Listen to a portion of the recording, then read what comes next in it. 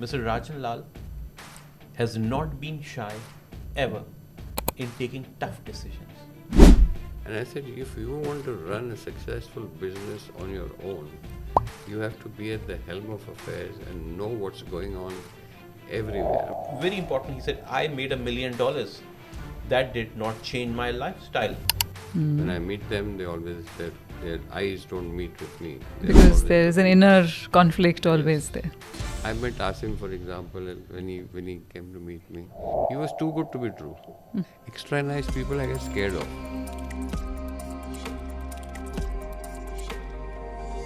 I Did It My Way is a book that Mr. Rajan Lall has narrated to me, and it is a book full of mentorship that he has received. And in the end, if you look at the way why the book was written, it's also because he's a mentor today, and he has mentored several people across the guests that he meets, his friends, his colleagues.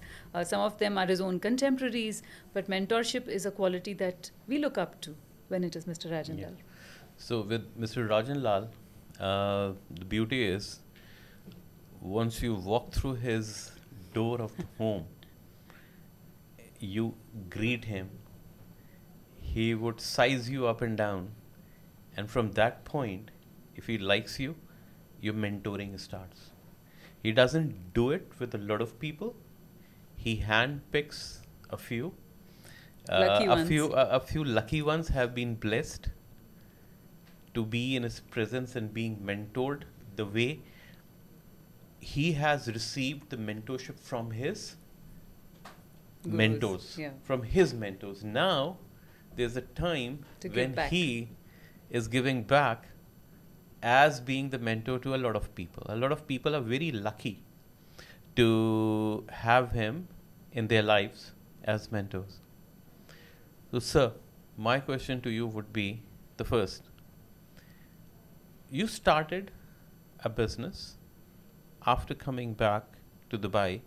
You started something here which had zero relevance from your previous life. Correct me if I'm wrong. It was not exactly zero relevance with my previous life. My life in India was very, very successful, and I was doing very well with all the businesses that I had. And I had a great life, a great house, a great office, a great business life, and 5 offices, and a successful movie career, which I was making films and other activities which I was doing, and I had a great life till life took complete 360-degree turn on me, and I had slapped on a major income tax raid. And then, since I was successful in films, you know what happens with the underworld and all that was started happening to me, and I had a two-edged sword on my head all the time, and it was a very frustrating experience. I would never have left Bombay because that's my hometown, it's where I grew up in the city I love. But I was feeling suffocated there, in spite of knowing all the top personalities, socially, politically, film-wise, business-wise. I was feeling stifled there, and I had everything. So when you don't have a mental peace in a city where you have everything, fame, name, glory, money, everything, you know, when you start looking over your shoulder and seeing who's following you or what's going to happen to you, it's not a great feeling. So I took a chance and I said, there's got to be a better life somewhere.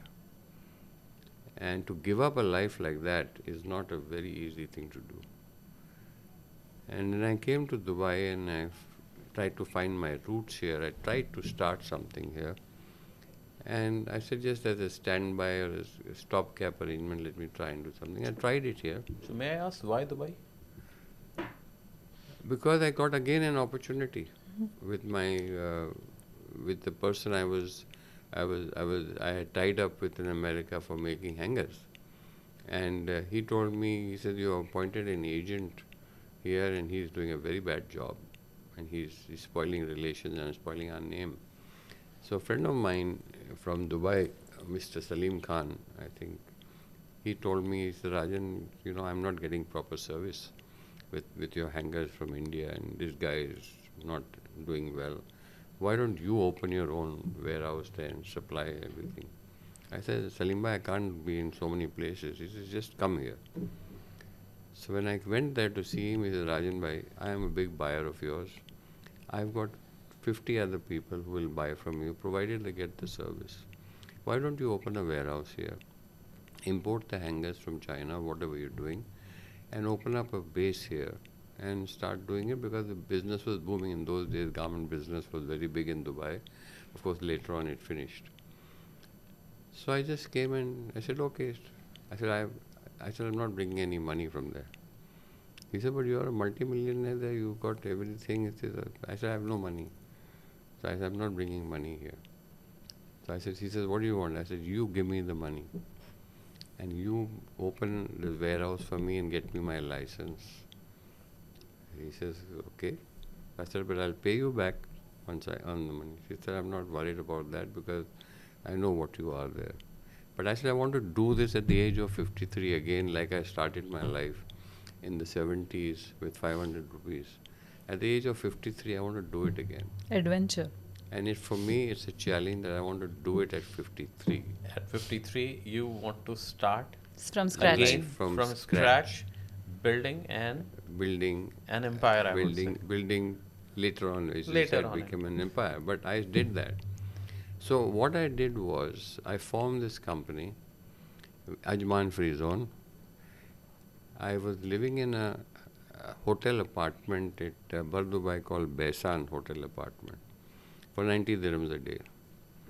And I didn't have a car. I used to take a lift from a friend of mine, Shubha, who used to go to Ajman. I used to go and take a lift and come from Dubai to Ajman every day. And I used to buy Maggi noodles and make my own noodles at night and wash my underwear and do my clothes and go to work. I did that for 1.5, 2 years. Of course, I used to go to Bombay, finish my work, come back here and also do this. Bombay was luxury. Here Bombay was luxury. Here was hard work. Struggle. But I wanted to do it. Within 1 year of all this, what happened, I built a decent business because for my business, I've never put my own money. I've always created money.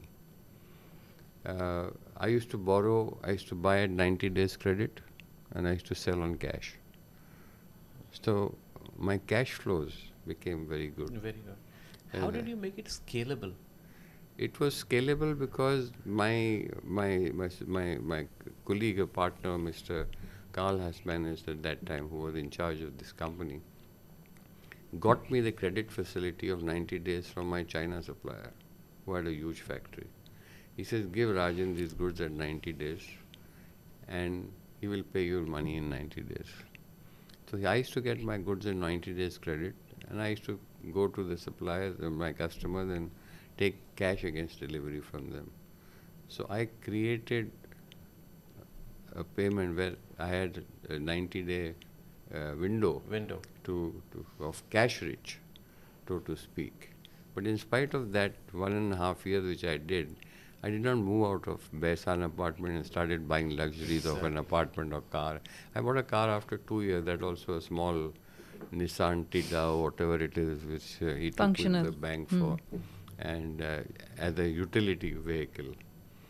So I did that all, and within 1 year I earned over $1 million, and then bought this factory in Jabal Ali Free Zone, which is my office today. And subsequently, as things went bad in 2008, the crash happened and business went out. I took the decision of opening 5 factories in the crash. And I went to Jordan, Kenya, Madagascar, Swaziland, and opened 4 more factories in the downturn. So in the downturn, when everybody sees that despair, you actually see opportunity. I saw an opportunity. You saw an opportunity. I saw an opportunity, and I said, the business is gone from Dubai. It's no more there. You have to go to the back door of where the business has moved to. And they had moved to these 4 cities, 4 countries. So I just shifted my machines and molds to these 4 countries and opened small satellite units for them in their back door, which paid off. And today those small factories have become huge factories, and we have 5 factories today, and they're all doing very well because they're in the back door. So it was a question of taking decisions at that time and doing things to survive. And as soon as this happened in the next 2 years or 3 years in 2000, I couldn't put 2 feet on 2 boats. It was, you're balancing. Mumbai and Dubai. I had to be 15 days here, 15 days there. We had 5 offices there. And I had my movie business. And then I had this business. So I had to take a decision what I want to do. And I took the cruel decision of finishing my entire 25, 30 years of work, of my offices, house, luxuries, movies, everything, to close it down, sell it, and come and move to Dubai and start life scratch. And today I've been here for 23 years, and I haven't regretted that decision for a day. And the people who meet me now from way back there say, Rajan, you took the wisest decision of your life by coming here, because this place is now, as you all know, you're in the property business, you know how property is booming here, and everything you touch is turning to gold. So I have no regrets of whatever it, though when I sit down and see the values of the property that which I sold and what they are today, you'll only feel bad, so I don't worry about them, it's what you have. So this is the whole journey that has happened, and that's... One question, if you have a lot of mentors that have guided you through your life.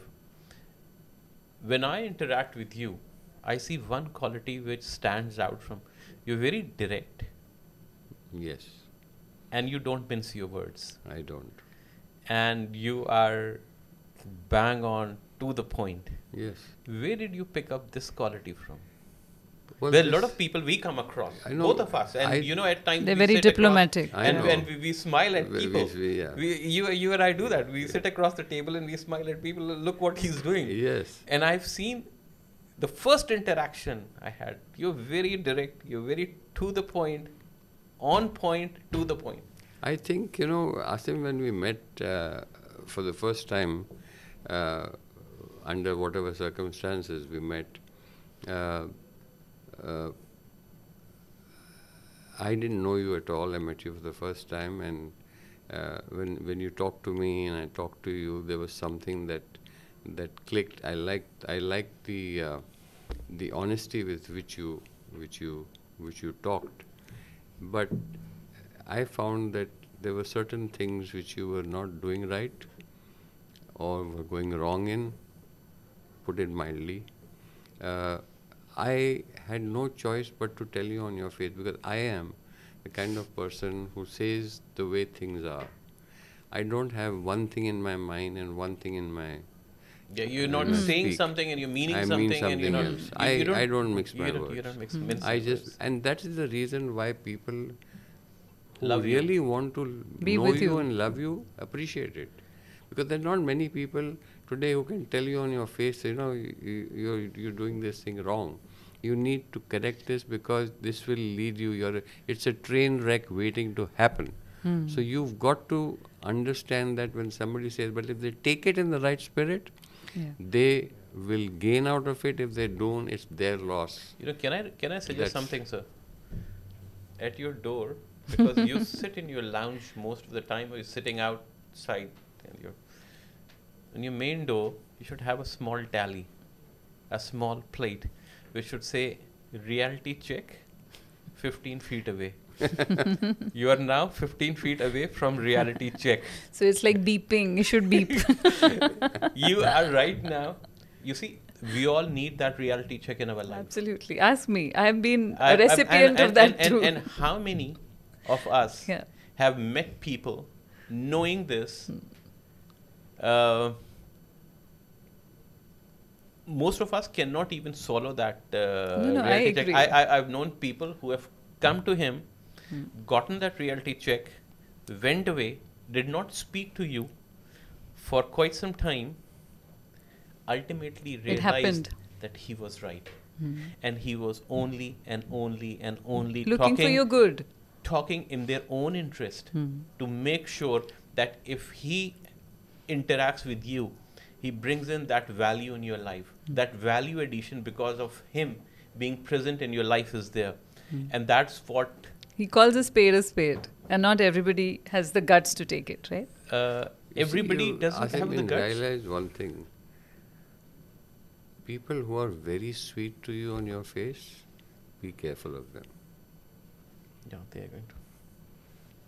People who are direct and tell you this way it is, probably with a few bad words, those are the people who mean it from the heart and are good.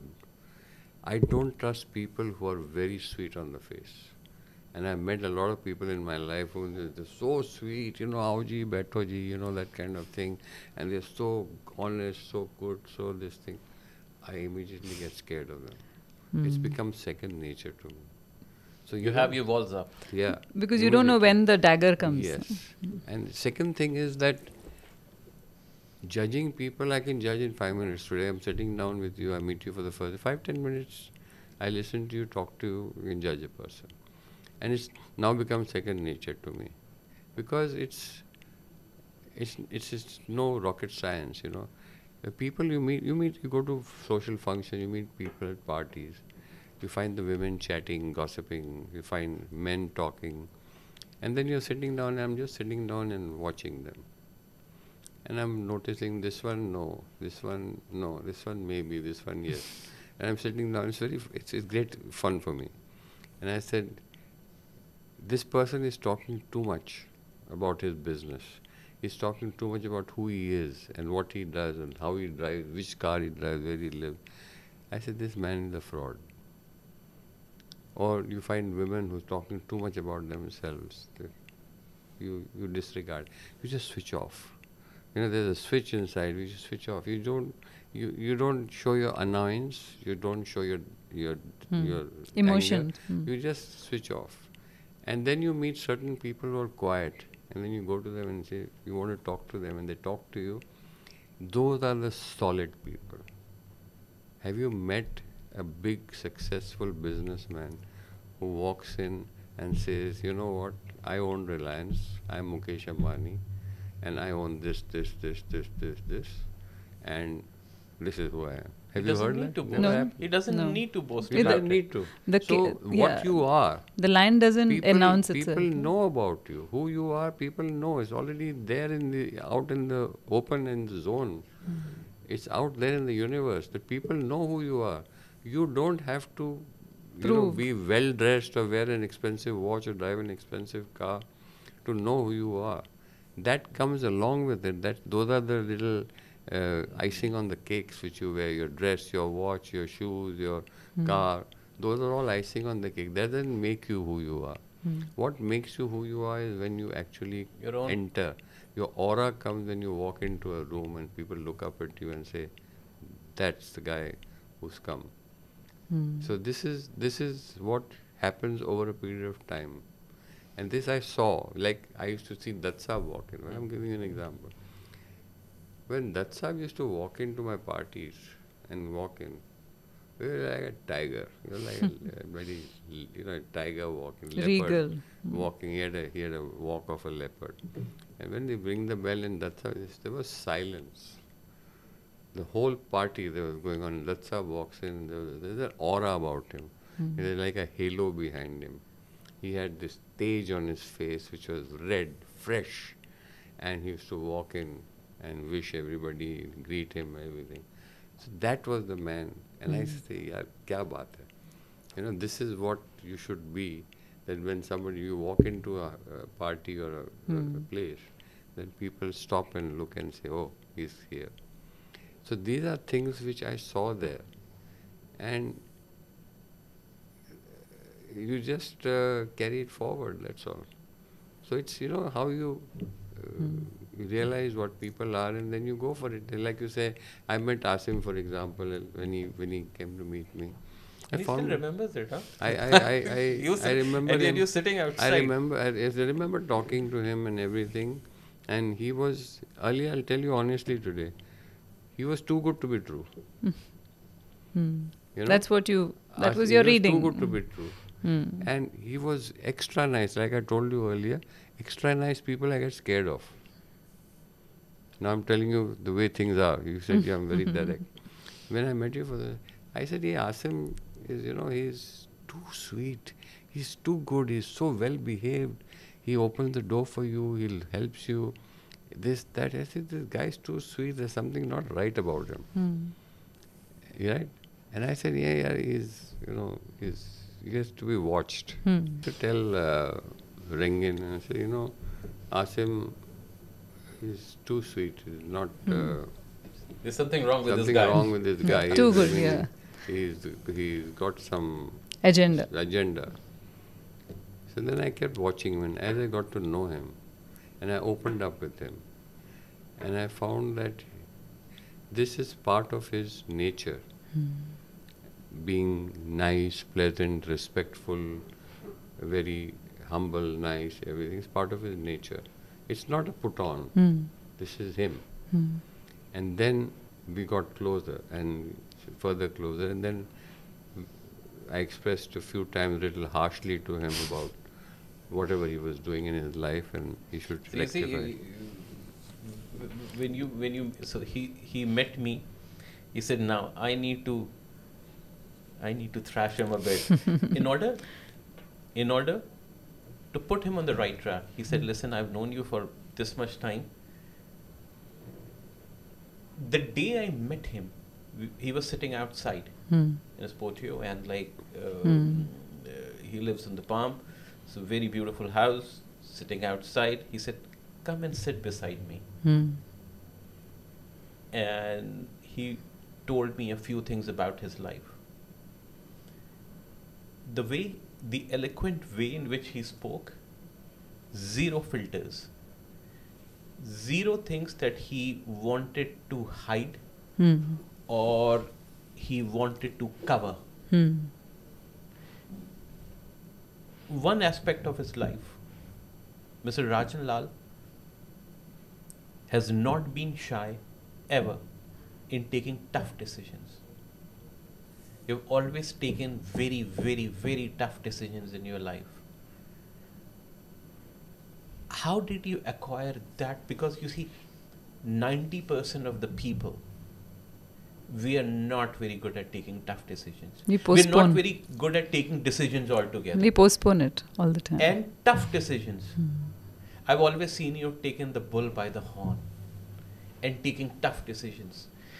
In your personal life, in your business life, in every aspect of your life when we talk to you.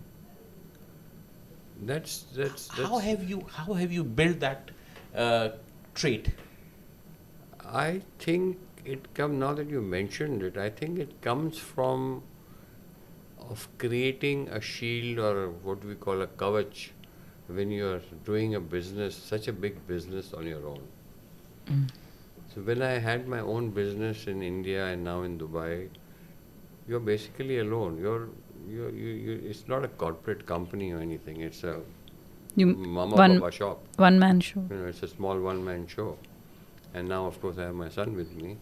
But the fact I'll disagree with the fact is small. But continue. Well, it's continue. Please continue. It's very few times that you get a chance to correct him. It's very seldom. No. Same at this moment. You can't compare yourself to the Emirates Hill boys. So you're from that angle. I consider myself as small. No, you don't. You're not in that league, by the way. But you're not in that league. You're far superior on that. In terms of volume, turnover, or whatever they are, they are good. They're big. But so, the question is, let me stop you here for just a sec. With due respect, if they had to wear your shoes, they wouldn't be able to walk a mile. And a lot of them, and I know a lot of them. I do business with a lot of them. I know them too. If they wear your shoes, they wouldn't be able to walk a mile. I agree with you. And talking about mentorship, a lot of them he mentors as well. No, I know. I've seen them come to, and I've seen them elsewhere, and I see when they come and meet Mr. Rajan Lall. So continue, sir. No, it's like I said. This was all a shield which I prepared for myself to protect myself from running such a vast business on my own, and I had to safeguard myself from being cheated, fooled, betrayed, or whatever else. And I learned that very early in life, that you have to look into everything that you're doing, and that's the only way to run a successful business. I mean, I remember as a child in Bombay, if you remember, there were Irani restaurants. There were Irani restaurants, and those were the most successful restaurants that were running at that time. Why? Because the owner was sitting at the galla. Counter. At the counter, At we the used to call it counter, galla. Galla, we used to call the galla. And he had a drawer which had change in katoris. 5 annas, 10, 1 rupee, 50 paisa, 20 paisa, 30 And you remove that right, katori and the big and the notes waiter were- used to come and put that bill on the pin. There used to be a pin. He used to put the bill and give the money, and this guy used to give the change, and he used to keep playing with the coins and change. So I realized at that time that why is this guy sitting? He's the owner. Why is he sitting on the galla? He can have anybody Other people sit do there. it. He needs to be at the helm of affairs. But he was sitting there from morning to night. That's his work. And yeah. that is something that which stayed with me. And I said, if you want to run a successful business on your own, you have to be at the helm of affairs and know what's going on everywhere. I mean, running 5 factories in 5 countries or 5 cities is not the easiest thing. So that is something that I did and created, and that is an answer to your question. And also studying people. Like when I interview people, I don't see their CVs. I never watch their CVs. I don't read that. They come with CVs, so we want a job. No. I just talk to them. And within 10 minutes, I know whether this guy can be hired or not. So with the way he talks, his body language, everything, I don't see CVs. I don't see their qualifications. I just talk to them for 15-20 minutes, and that's it. And as far as friends are concerned, if you want to really know a friend, play cards with him. Acha. You know the character of a person on a card table. Yeah. Absolutely. 110%. You play cards with him. Or any game, actually. Any game, any card game. The way you lose, the whatever. way you win. You will know in 10 minutes what this man is. And believe me, it's 110% on the dot. It's almost like tarot cards, no? That you can see the future. You know a person. You play games, you interact with a person. Also, you're caught off guard, right? You know what he does? He will ask you direct questions. And if you have zero inhibitions in giving a direct answer, he will just smile. And now he's putting you in one of those boxes. So he has a very complex set of boxes: his acquaintances, his friends, close friends, people he would like to hang out with, people he would like to go out with. He's very selective of that. And he'll start putting you in those boxes. And those boxes, he will shuffle you. He will ask you direct questions. Look at your face when you reply. He can smile, and then start. Correct me if so I'm you can wrong. spot someone lying. Have you called out on someone lying to you? Oh, yes. Oh, on the Oh, face. Yeah? yes. Oh, you have no idea. No, I want to hear it. I want. Has any instance When that somebody is lying to you, I tell them on their face that you're lying. You see, the thing is that when you have no ulterior motives, for example, Asim as a I've friend, seen it in front of me. Or- I have seen. Oh, or Manju as a friend, and I find out that they're not being honest with me, right? And I tell them, I said, listen, I have nothing to gain from you. I'm doing it because I like you as a friend. If you want to listen to what I have to say and you're lying to me, then it's better we don't talk about it, because go about your thing, what you're doing. I mean, you give a person a long rope to hang himself. right? So you have to be honest in order to get an honest opinion. It may be good or bad. Right. But when somebody is lying to me, I can make out. And I think it's happened with him many times. When he's tried to dodge the subject many times, I said, yeah, don't do this. Come to the point straight. Come to the actually, he point would straight. do that if he likes you. Otherwise, Yeah. he wouldn't He wouldn't care. He wouldn't care. Care. He would tell you, okay, perfectly fine. He would change the topic.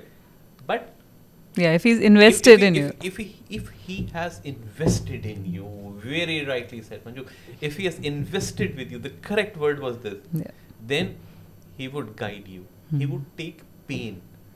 He would feel you belong to his group of people, his family. He is now, he is taking a part of that ownership of that I need to put things right. He wants zero reward out of it. He wants zero recognition out of it. He's doing that out of the goodness of his heart. No, I agree. Last year, he helped me take a major decision in my life.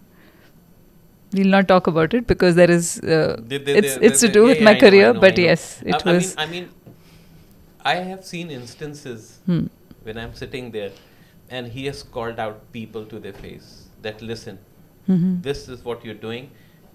This is not right. Whatever you're doing is wrong.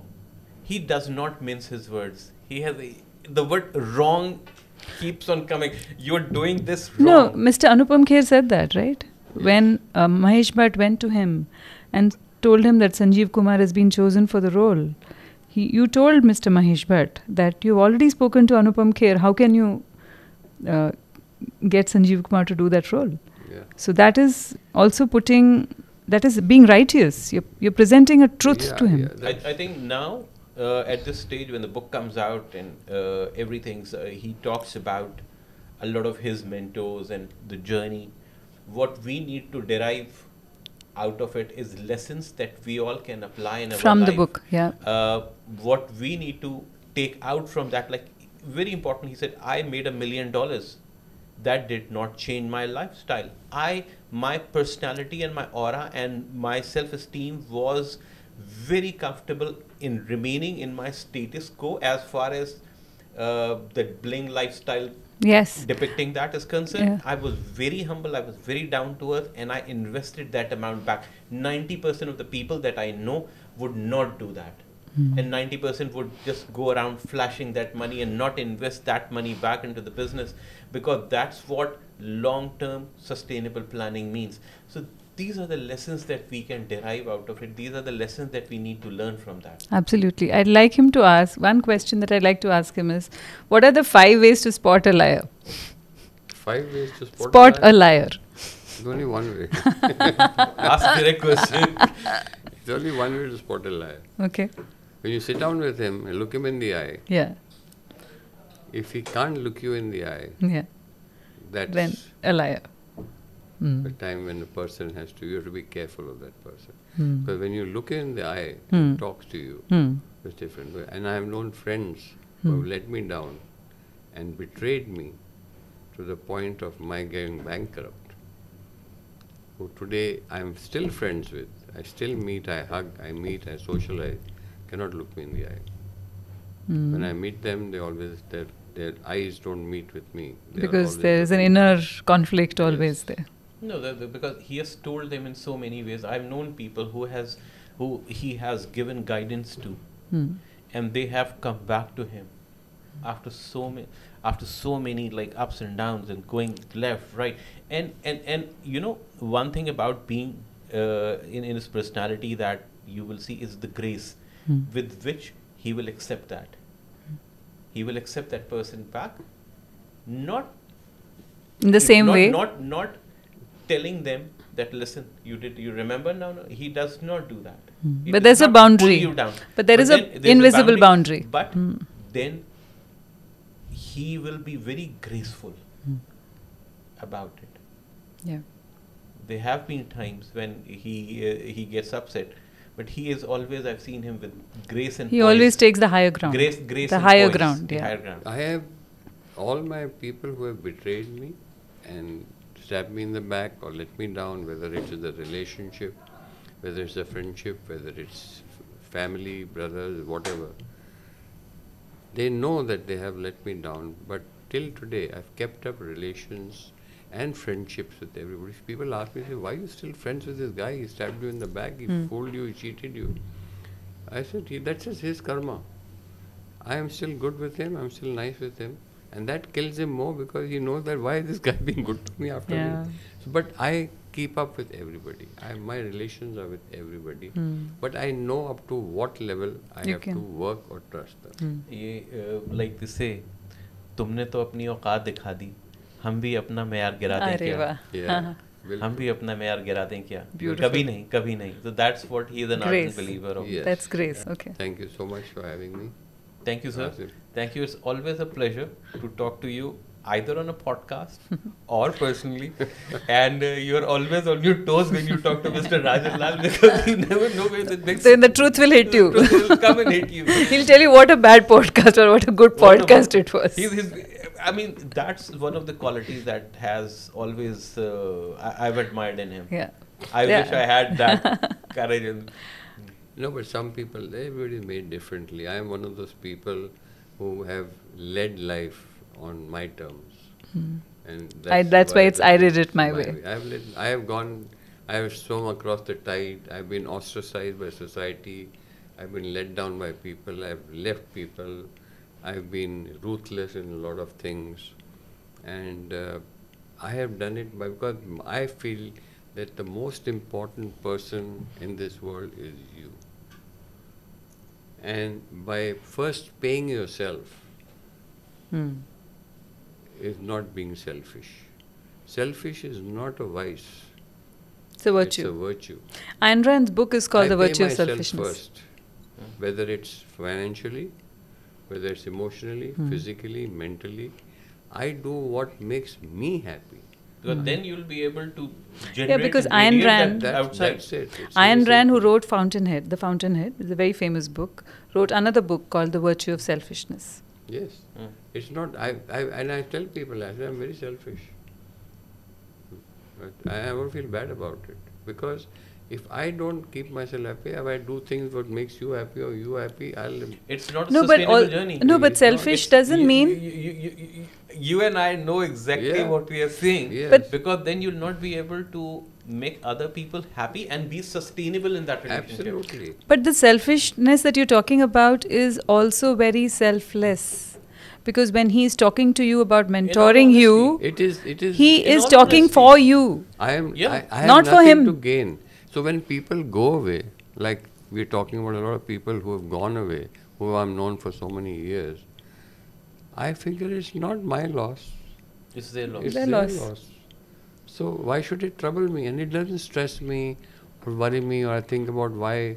I say, no, it's their loss because I had no ulterior motive. I had nothing to gain out of it. So it's a very simple formula in life. There's no loss. There's no loss. There's no loss. That's all. And if I don't like people or whatever, and believe me, I've asked people to leave my house. I know. I've witnessed to that. I've asked people to leave my house, get out of my house. To that point, I've asked them to leave my house.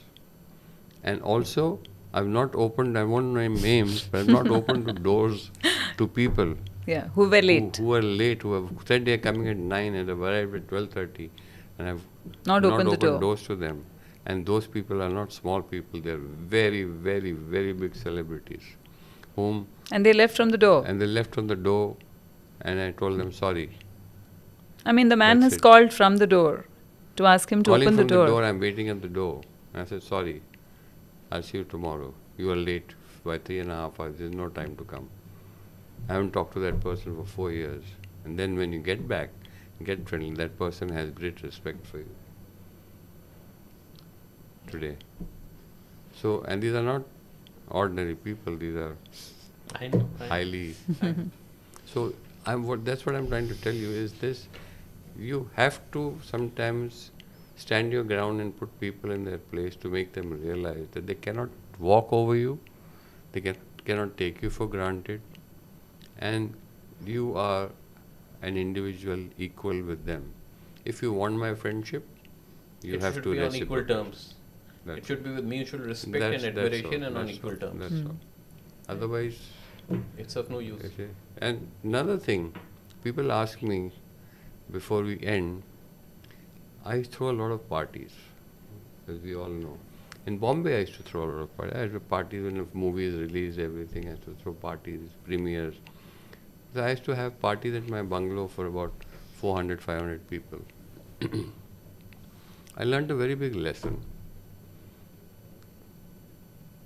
when my parties used to get over at 3, 4 in the morning or whatever, when the people were leaving outside, I used to have a pan wala.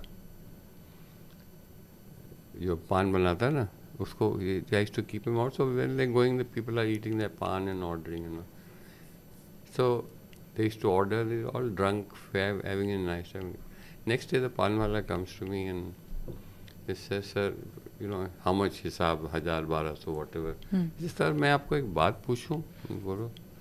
एक छोटा मुँह बड़ी बात है. एक मैं आपसे पूछना चाहता हूँ, मैं बहुत सालों से देख रहा हूँ ये, आप बड़ी बड़ी यहाँ पार्टी रखते हो और मेरे को बुलाते हो, मैं आता हूँ बड़ी खुशी से. ये सब आपको गालियाँ क्यों देते हैं? आपके बारे में इतना बुरा क्यों बोलते हैं? कहते जितने भी लोग बाहर आते हैं, पान बाते हैं, भाई हमको पान बना के दो, इन्होंने दारू पी हुई. मैंने कहा क्या बोलते हैं? बोलते हैं अपने आप को समझता क्या है? साला इतना बड़ा क्या पैसे बन गए इसके, शो ऑफ कर रहा है, समझता क्या आपने? And all kinds of bad words. कहते हैं इतनी बुरी बुरी बातें करते हैं, गालियाँ देते हैं आपको, या आपका खाना खाते हैं, आपकी दारू पीते हैं, आपकी मेहमान नवाजी का एडवांटेज लेते हैं, तो इतनी गाली क्यों देते हैं? तो I just smiled. That little पान वाला taught me a lesson that day. You know, that these parties which you have is not